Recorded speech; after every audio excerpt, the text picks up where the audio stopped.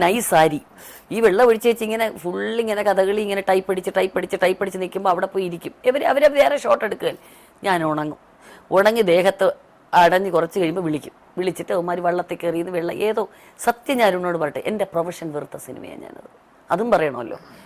ഞാൻ പറഞ്ഞു അൻവറോട്, എൻ്റെ ജീവിതത്തിൽ എനിക്കിനി സിനിമ വേണ്ട എന്ന് തോന്നിയ സിനിമയാണ്. കാരണം അത്രയ്ക്ക് കിടന്ന് ബുദ്ധിമുട്ടി വിഷമിച്ച്, എനിക്കാണെങ്കിൽ ഈ പനിയും അതും സ്ഥിരം ഇൻഫെക്ഷനും ചെസ്റ്റ് ഇൻഫെക്ഷനും അറിയാമല്ലോ നമ്മൾ വർക്ക് ചെയ്യുമ്പോൾ. ഞാൻ വിചാരിച്ചു ഇതോടെ കറക്റ്റ് ഷൂട്ട് കഴിഞ്ഞ് വന്ന് 4-ാം ദിവസം എനിക്ക് ഫിറ്റ്സും പനിയും വന്ന് ഞാൻ അമൃതയിൽ അഡ്മിറ്റ് ആവുകയാണ്. ഇതിൻ്റെ പ്രത്യാഘാതം പറയുക.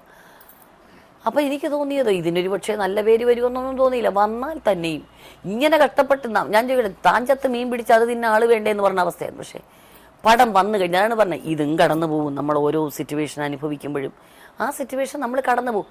ഇത്രയും അപ്രിസിയേഷൻ കിട്ടിയ ഒരു കഥാപാത്രം. അപ്പം ഞാൻ മാർത്താണ്ഡനോട് ഞാൻ നന്ദി പറഞ്ഞു, അൻവറിനോട് പറഞ്ഞു.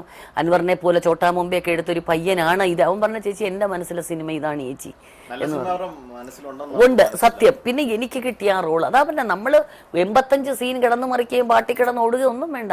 ആ കിടന്ന് ഞാൻ സംസാരിക്കുന്ന ഒരു സീനും ഭക്ഷണത്തിൻ്റെ കാര്യം പറയാൻ അത്. പക്ഷെ അൻവർ കറക്റ്റ് അൻവർ പെർഫോം ചെയ്ത് കാണിച്ചതാണ് എന്നെ. പിന്നെ ക്യാമറ ശ്രീ സുരേഷ് വെച്ച രീതി മൊത്തത്തിൽ ഞാൻ ഈ പറഞ്ഞ പോലെ ഇതൊക്കെയാണെങ്കിലും ഞാൻ അനുഭവിച്ച കഷ്ടപ്പാടുകൾ ഈ ഒരു നല്ല പേര് വന്നപ്പോൾ എല്ലാം മറന്നു.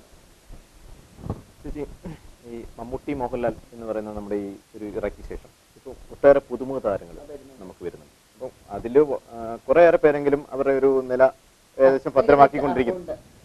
അപ്പോൾ അതിൽ കുറേയേറെ പേര് നല്ല പ്രതീക്ഷ നൽകുന്നുണ്ട്. കുറച്ച് പേരൊക്കെ വന്നു, കുറച്ച് പടങ്ങളിൽ അഭിനയിച്ചു, പോയി. ചേച്ചി എങ്ങനെ നോക്കി കാണുന്നു ഈ ഒരു പുതുമുഖ താരനിരയെ? അയ്യോ, തീർച്ചയായിട്ടും വരണ്ടേ. നമുക്കൊരു സീറ്റിൽ മറ്റിപ്പോൾ ഞാൻ ഇവിടെ തമിഴ്നാട്ടിലെടുത്താൽ ശ്രീ മിസ്റ്റർ രജനീകാന്തും മിസ്റ്റർ കമലഹാസനും അവരോടൊപ്പം തന്നെ വന്നു വിജയും അജിത്തും. കൂടെ വന്നില്ലേ സൂര്യയുടെ ബ്രദർ കാർത്തിക്. അങ്ങനെ എത്ര കലാകാർ അവരോടൊപ്പം എത്ര പേര് നമ്മുടെ കേരളത്തിൽ മാത്രമേ ഉള്ളൂ. ഇപ്പം നസീർ സാറും സത്യൻ മാഷും നിന്ന് അതുമായി നസീർ സാറും മധുസാറുമായി ഇവിടെ വർഷങ്ങളോളം അവരുടെ ആധിപത്യമായിരുന്നു. പിന്നെ മമ്മൂക്കയും ലാലേട്ടനും വന്ന് 30 വർഷത്തോളമായി അവർ വന്നിട്ട്. യുവതലമുറ വരണം ഈ ഫീൽഡിൽ.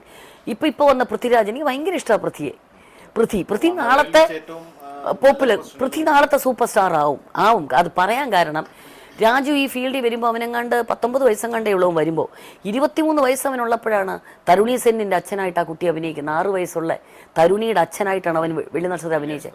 അത്രയും ഒരു വാല്യൂസ് ആണ്. അങ്ങനെ വരുന്ന സുന്ദരനായ ഒരു കുട്ടി അവന് വേണമെങ്കിൽ ഇവിടെ ഹീറോ ആയിട്ട് മാത്രം ചെയ്യാം, ടീനേജ് കഴിഞ്ഞില്ല.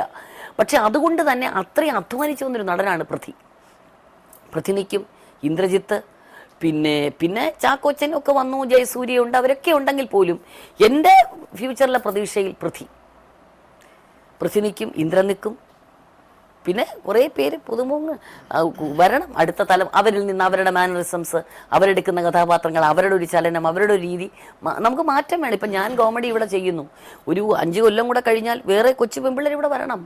അന്നത്തെ യുവതലമുറയുടെ കൂടെ അഭിനയിക്കാൻ വേറെ പെമ്പിള്ളേർ. അപ്പം ജയസൂര്യ ഒരു കോമഡി റോൾ ചെയ്താൽ എനിക്ക് കയറി ജയസൂര്യയുടെ നായികയായിട്ട് അഭിനയിക്കാൻ പറ്റില്ല. അപ്പം അതുകൊണ്ട് മാറ്റങ്ങൾ എവിടെയും ആവശ്യം.